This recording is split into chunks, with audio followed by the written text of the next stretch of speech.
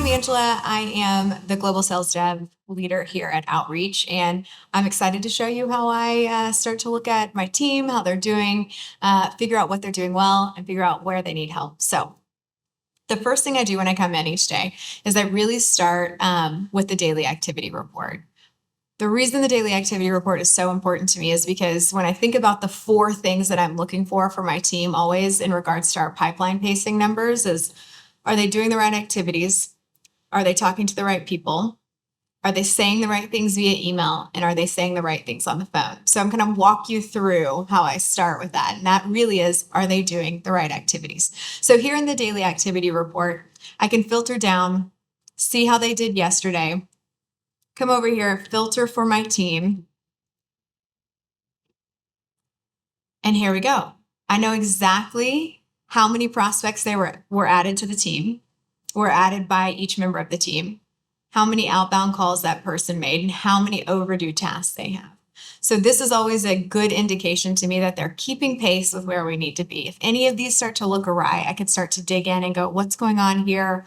Where are they running into obstacles, and help kind of course correct if necessary. The second thing I'm looking for is, are they talking to the right people? And when they are they saying the right things? So what I usually do is I come over here, I look for the last 30 days most of the time. I want to make sure I'm filtering for my team. It's already up. So this is really where I start to look at email sentiment. Okay.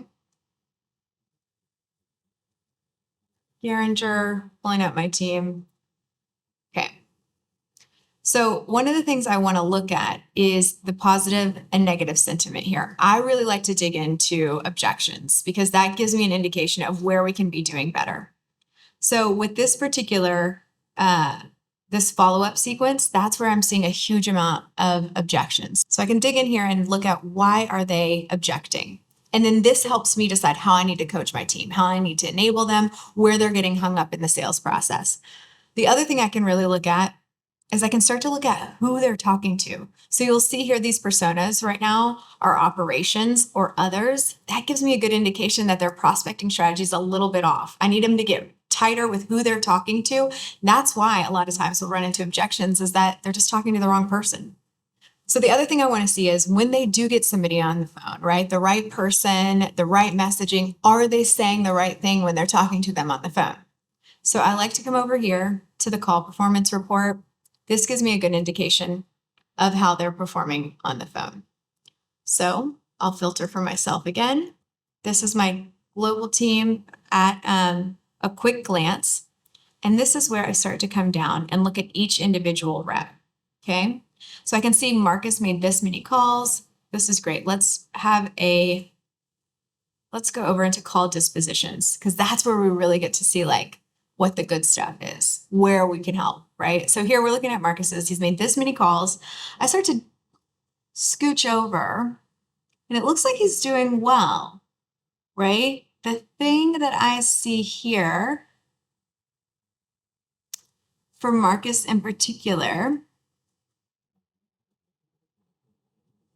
is that he has 5% of gatekeeper calls. That's a huge amount. That makes me start to say, who is he calling? What kind of prospecting strategy? Why does he keep actually calling gatekeeper? So that's something I can coach him on. The other thing that sticks out to me that I always look for here is this call back.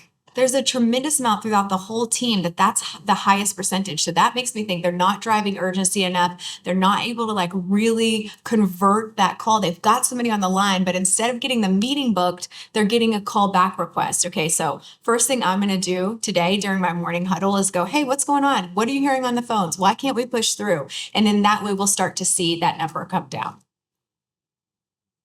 Okay, final thing I really look at is KAIA. And this is where I really like to look at good stuff. So I like to go over to team trends. And this is where we can get really, really specific about what to do once you've got them on the phone. So I'm going to pull up one of my managers here.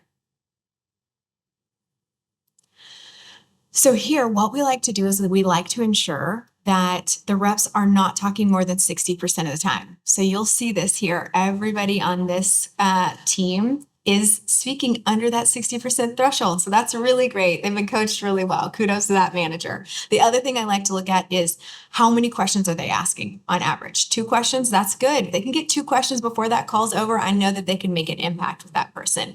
And then I also always like to look at their monologue length. Here, 14 seconds, that still feels pretty high for me. So I love that they're not talking more than 60% of the time, but 15 seconds where they're just going on and on, I should know because that's what I'm doing right now. We got to get that down. So yeah, so those are the things that I look at every day, and it really helps me get really tight on how I need to be coaching and developing the skills of my reps.